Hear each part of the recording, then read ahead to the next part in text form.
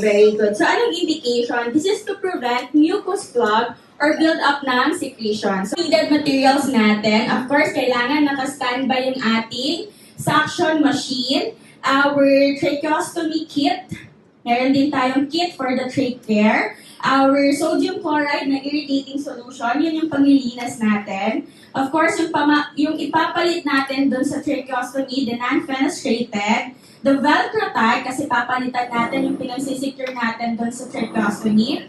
Kailangan meron din tayong standby na pulse oximeter na gamit natin. Anong dapat dala natin? We have our trach care kit, our irrigating solution, yung gloves, pair of gloves, yung clean muna ha, kasi yung sterile nasa loob naman ng ating kit. And of course, ang ating alcohol swab if needed. Okay? And the Velcro tie, kasi yung sa loob ng kit natin is the trach tie, yung nasa loob. Ang kailangan natin is the Velcro. Okay, so papasok tayo sa patient's room. Knock, knock, knock.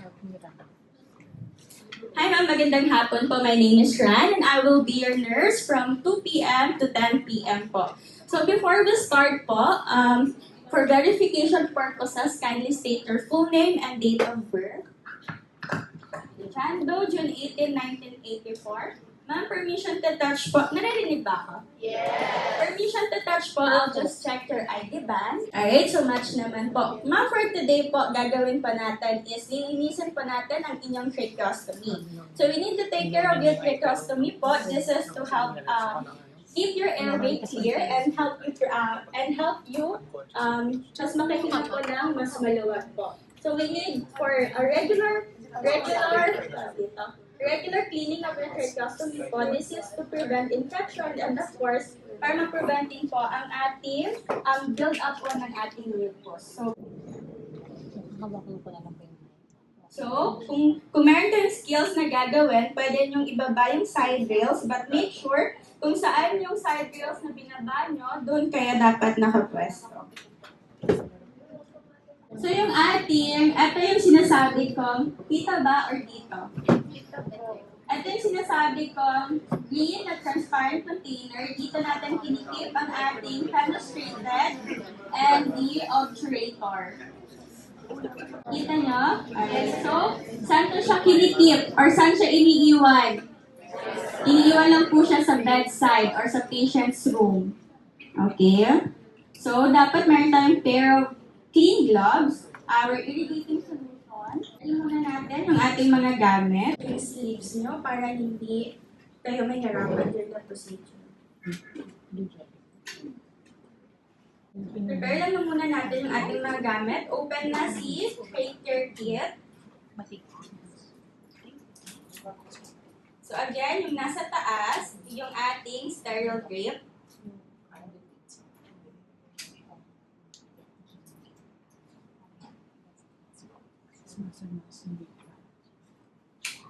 So yung dulo lang yung hahawakan natin.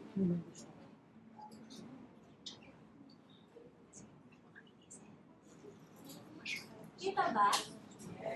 Okay, perfect. And then, drop natin yung laman ng ating trach care kit dito sa ating sterile drape.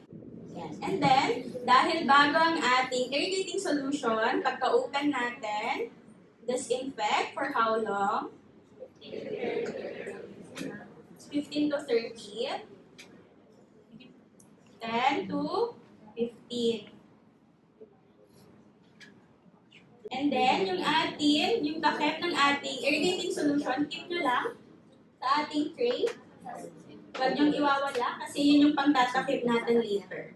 And then, sa ating trach care kit, we have here 3 partitions. Maglalagay tayo ng irrigating solution sa lahat. Okay, now ready na lang yung ating mga materials. Tatanggalin natin using our clean gloves. Tatanggalin natin muna sa ating old dressing. Check nyo kung ano yung color ng secretions. Baka mamaya greenish na siya. So, and then after nun, dapat kung meron kayong yellow plastic, better. Or kung wala, kaya meron tayong tray. Again, lahat ng mga procedures na gagawin natin, kailangan meron kayong steel tray parate. So, remove natin to. Diretso sa tray ha, wag kung saan-saan, yung pakalat-kalat. And then after nun, check natin yung stomach site for any signs of infection.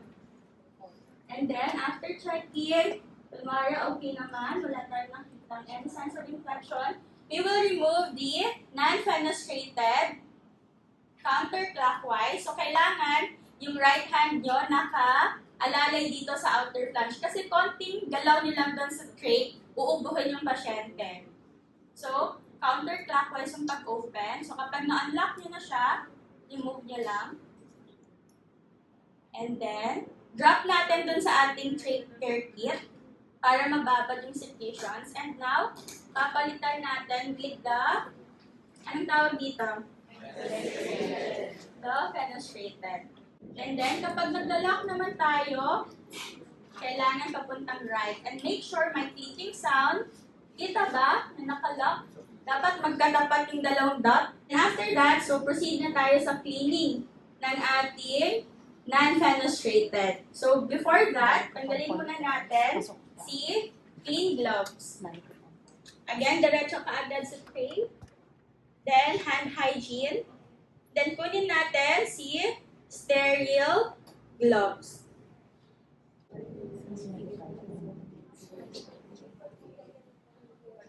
Actually, sa bago nating trach care kit, walang ganito. Pagka-open nyo ng ating trach care kit, yung sterile gloves na mismo, meron akong nakuhang bagong brand. Meron siyang ganito. So, actually, wala na ito. Tingnan natin to. So, ito na yung ating sterile grip. Ayan. So, again, kailangan separate na natin yung mga kailangan nating materials para mabilis lang siya kunin later on. We have our gauze. Tatlo lang to. Ayan. Meron tayong pre-cut na gauze. Fake tie, hindi natin gagamitin, and the brush, ang ating pipe cleaner.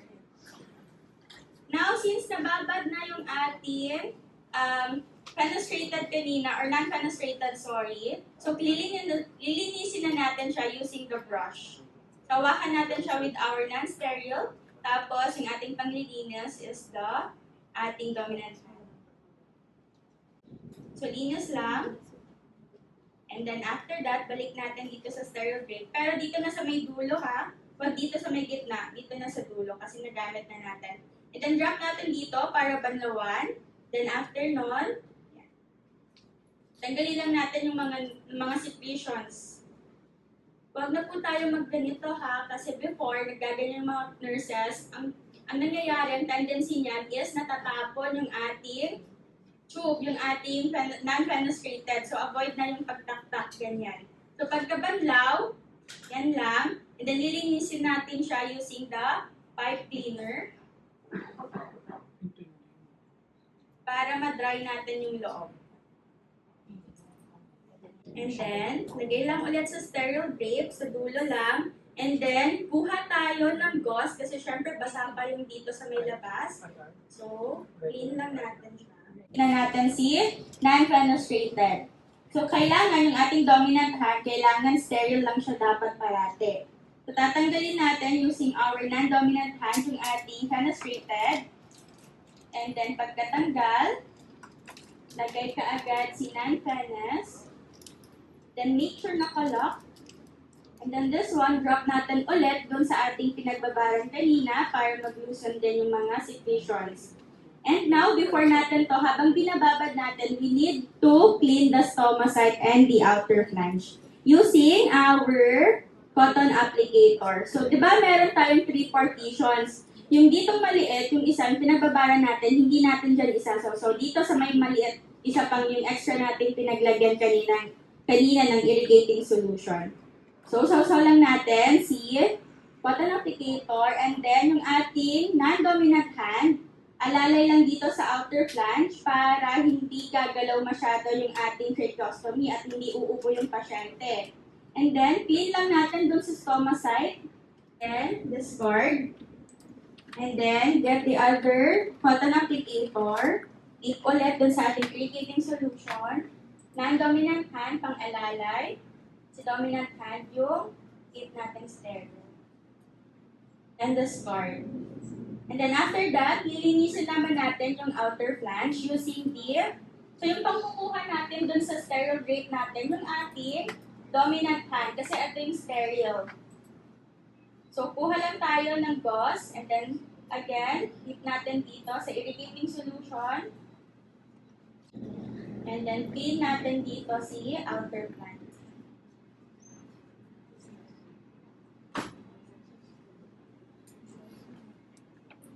Discard.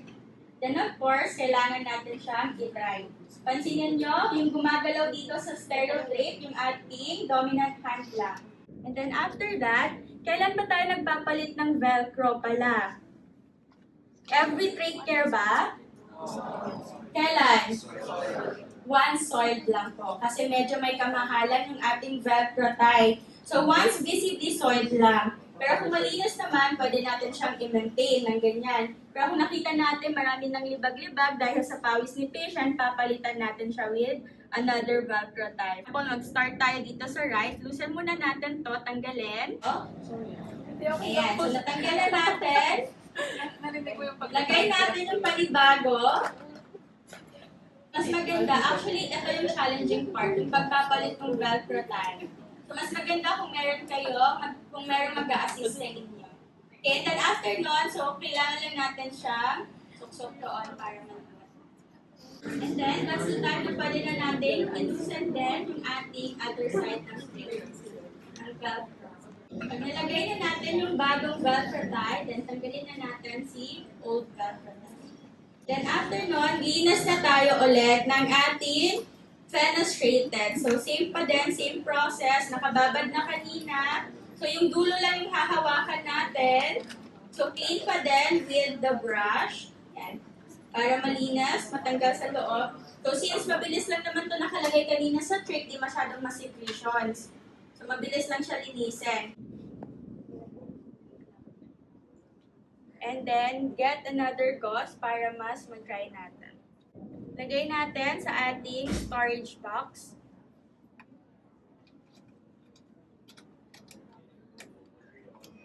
And then maglalagay tayo ng panibagong dressing. Our pre-cut dressing.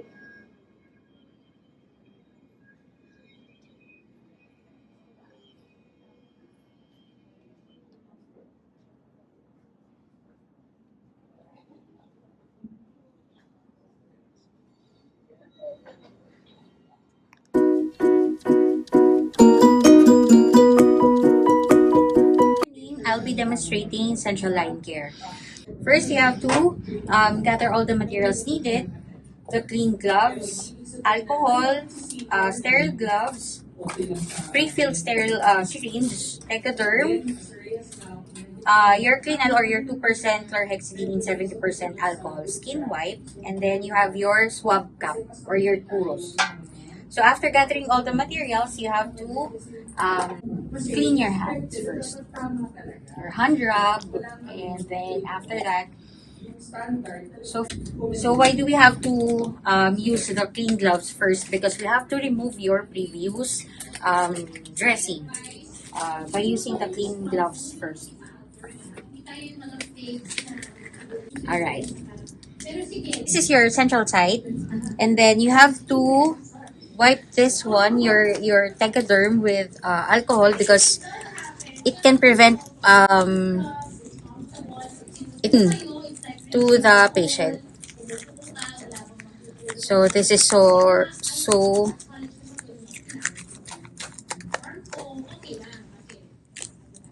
this one. All right. After removing your previous dressing, you have to inspect your site if there are the warning signs of infections. So what are the 3 signs of infection? We have your redness. What else? You have your swelling, and then Tenderness. Very good. All right. So let's proceed. So after inspecting, if there is no signs of infection, you have to prepare your sterile area already. So you have your sterile gloves. All right. And then you have to prepare your swab. Just drop it inside. You have to prepare 5 pieces of your swab. I'll explain it later. Have your Tegaderm. And then you have your Pre-filled syringe. Alright. After having your sterile area, you have to wear your gloves already. Kasi tandaan nyo, ilang beses ko na rin kasi sinabi sa inyo, managers yung gano'n pasaway. So gusto nyo pati kayo mag-apply kayo. So after that, you have to prepare your syringes and then the materials. So first, you have to get one swab, and then you have to swab the site. But you don't have to repeat the swabbing. One and then discard. And then another one, you have to clean from proximal to distal. So proximal to distal. Near the patient, away from the patient. Alright, then discard. Then after that, you have to remove the cap. You have to get your syringe. You have to swipe first the hub. It is better to rub the hub than to spray it with your Cutacep alcohol. Why? So that it will prevent any infections, further infections. So after that, you have to check if there will be no bleeding in the site when you flush your syringe. So you have to open this one, the lock, so that you have to flush first, and then you have to aspirate if there's a blood backflow. Then you have to flush again, and then you have to close your port. After closing, so as you can see, you have your backflow, so you have to discard. Then after that, your site is already clean. You have to Tegaderm, and then when is the right time to change your dressing? For transparent dressing, Yes. after 5 days. 5 days. All right. How about if with gauze? With pressure dressing, after 2 days. Very It's more good. frequent. Very good. All right. Or if it's not yet 2 days, but it's already soaked with your blood, with the blood of the patient, you have to change it already. So we prefer to use the Tegaderm or the no gauze at all, so that you can see or you can inspect the site every day. So after that, if you already cleaning the site, so we have to cover the port.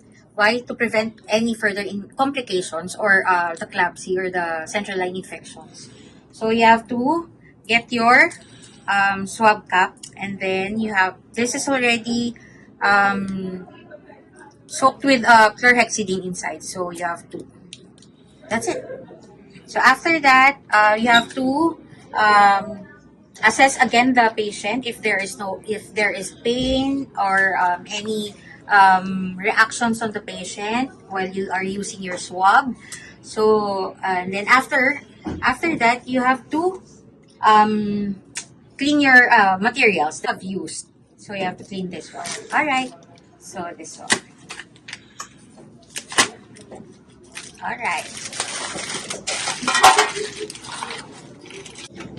After cleaning, you have to document the procedure you have done with your patient. Assessment, and then the doctor's order, and then you have to raise the side rails of your bed to prevent fall. Alright? Okay.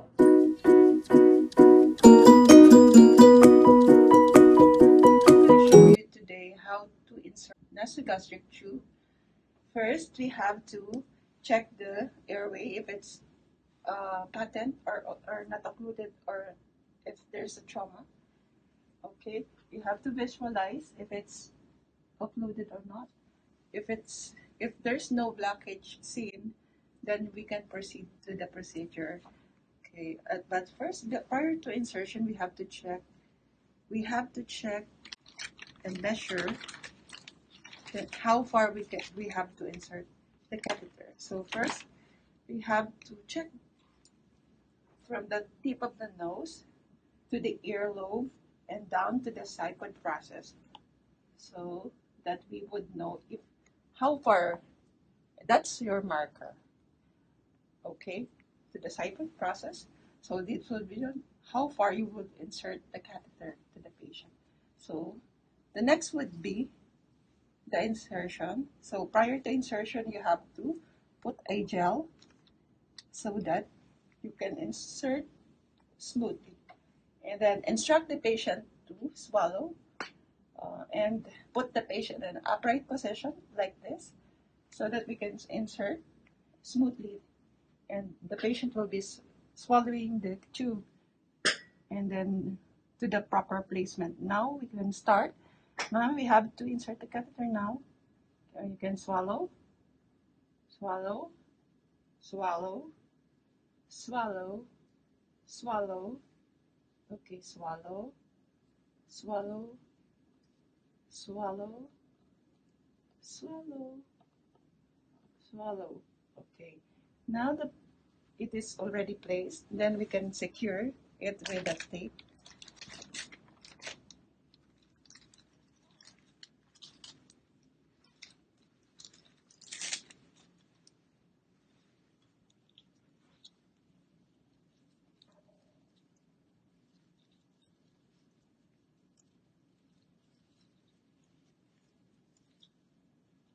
Okay.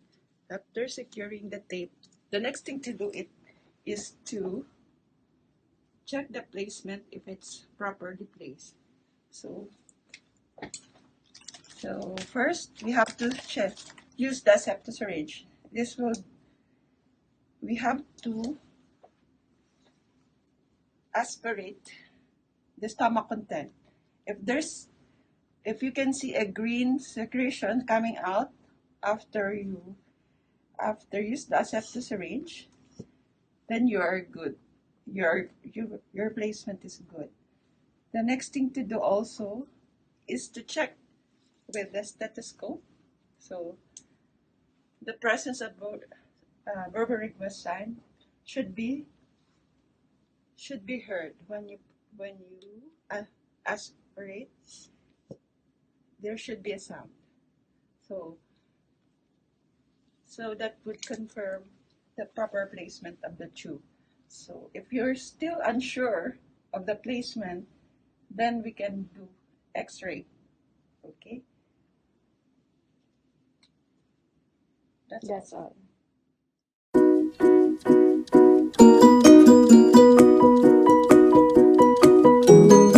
Today I will be demonstrating on how to perform a PEG care to the patient. PEG is a percutaneous endoscopic gastroscopy, which is used as an alternative for the feeding of the patient. So first things first is we have to check the doctor's order, and also after that we have to double check the materials that we will be needing. So here we will be needing first is 4 pieces of cotton applicators, and then we have our gauze. We have our kidney basin. We have our irrigating solution, which we recommend is always sodium chloride, NSS. And then we have our alcohol swabs, and then we have our gloves. So first things first is we have to prepare the patient on preparing the changing of the dressing. Check the site. As you can see, so this is what the peg looks like. So we have to check the outer area of the peg for the skin integrity if there are any signs of infection. Once we inspected the site of the peg, that's the time that we're going to perform the peg cleaning. So first of all, I'm going to perform hand hygiene, and I'm going to wear gloves.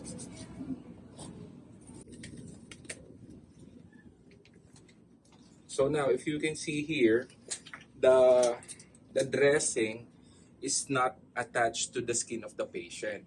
That's because some of the patients, they have some sort of allergic reaction in comes to the tape that we are using, and that may cause a wound or injury, and which is close to the stoma, which is a highly risk for infection. So therefore we are using here H technique when we are applying the dressing. Okay, so now before you start removing anything, make sure that you have to secure the peg. You're holding it once you are manipulating the peg in the area. Okay,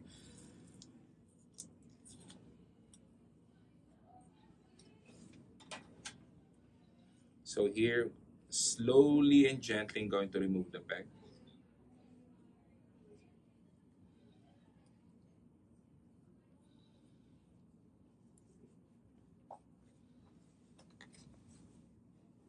Now we're going to use our cotton applicators in cleaning this one.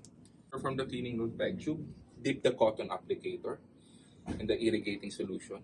Hold the peg tube while you are manipulating it, and make sure to perform a swab only clockwise one time only. Make sure that as you go, you clean the debris out of the solution.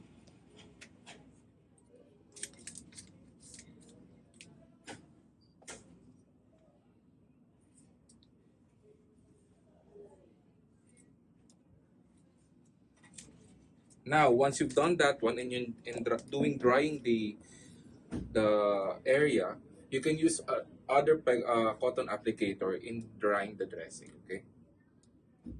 Same also while you're doing it.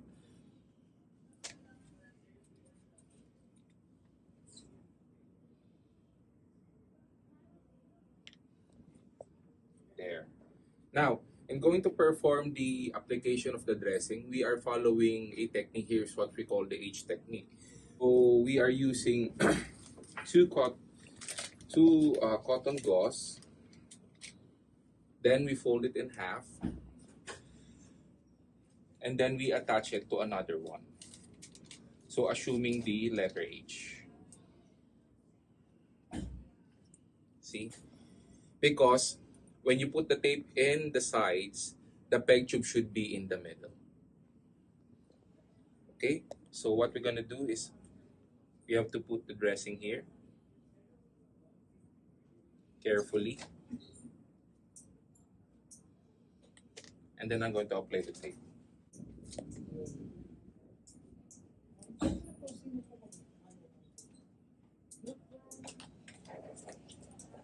There.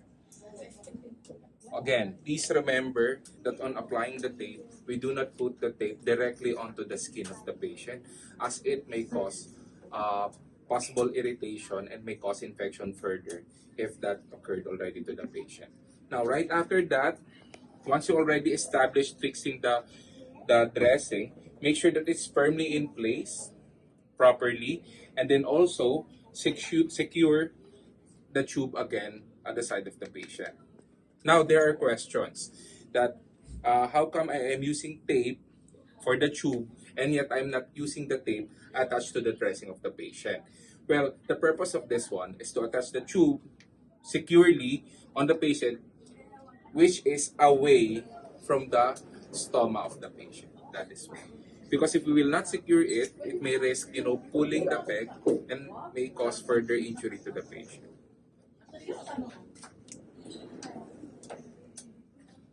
Once that is already done, that is secure, place the position again in a comfortable, patient in a comfortable position. Clean your things. And make sure to document everything you've done in the doctor's order in the chart. That would be all. Thank you.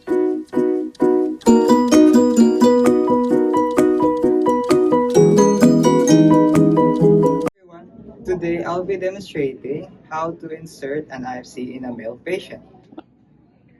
So the materials that are needed for an IFC insertion will be sterile gloves, lubricating jelly, iodine swab, urine bag, IFC holder, 10 ml syringe, sterile water, an indwelling catheter, and a leukoplast. Upon entering the patient's room, we have to verify the patient's identity, asking their name or checking their ID badge. Then after that, we have to provide patient's privacy by closing the doors. Also, prior to touching the patient, you have to do a hand rub or hand wash. Then, next step is you have to don thin gloves.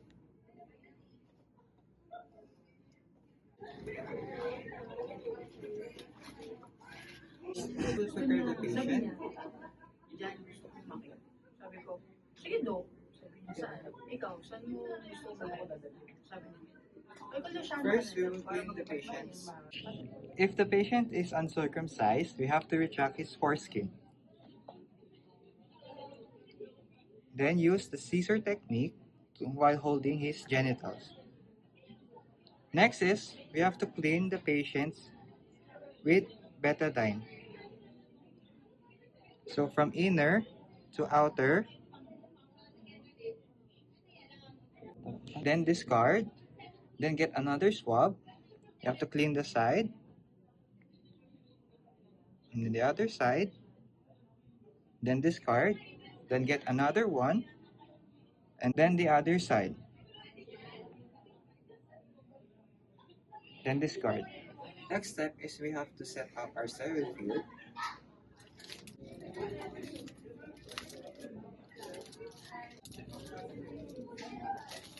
Next step is we will drop our materials in the sterile field.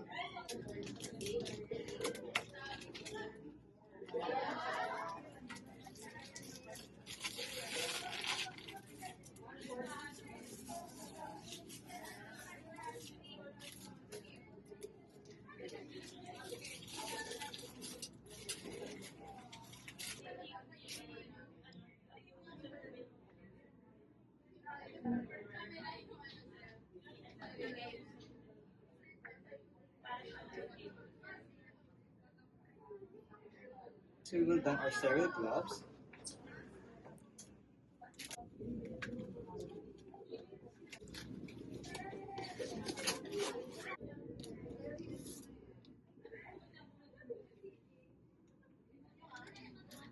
Okay. Next step, we will lubricate the Foley catheter for smooth insertion. Ano sabi ni patient? During insertion, we have to instruct the patient to inhale deeply. We will now insert the catheter. First, you have to use the scissor technique. So properly position the genital. And we will now insert the catheter. So for the male patient, we have to insert the catheter until to the Y port.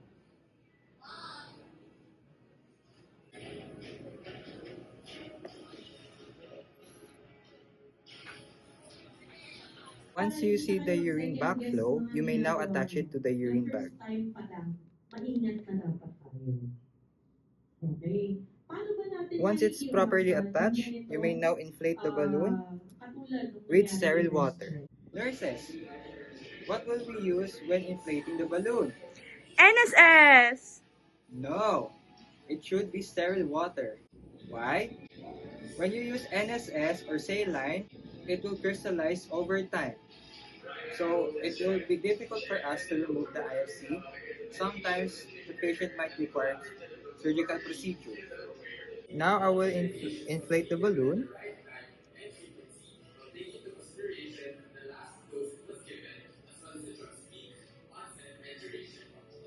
Inflate the balloon slowly.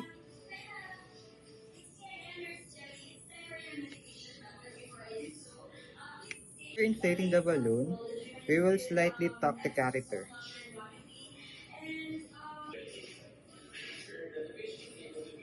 When you feel slight resistance, it is now secured. So to properly secure the Foley catheter and avoid of pulling, we will now place this IFC holder to the patient's thigh.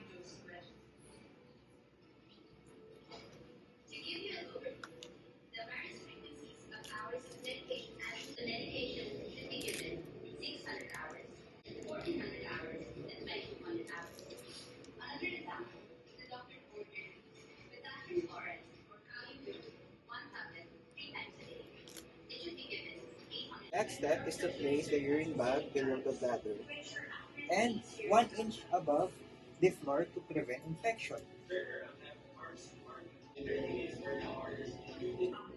After the procedure, we will do aftercare and dispose all the materials that we use to the yellow bin.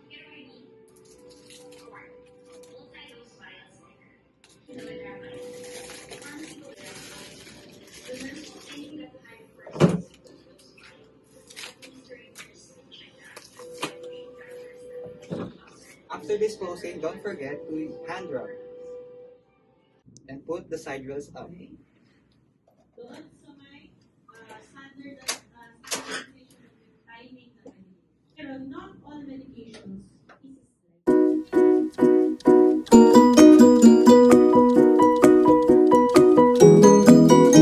Suctioning. Suctioning is the process of removing secretions, fluids, or other substances to help patient breathe easily. Common complications associated with this procedure includes hypoxia, infection, and increased intracranial pressure. Material used are suction machine,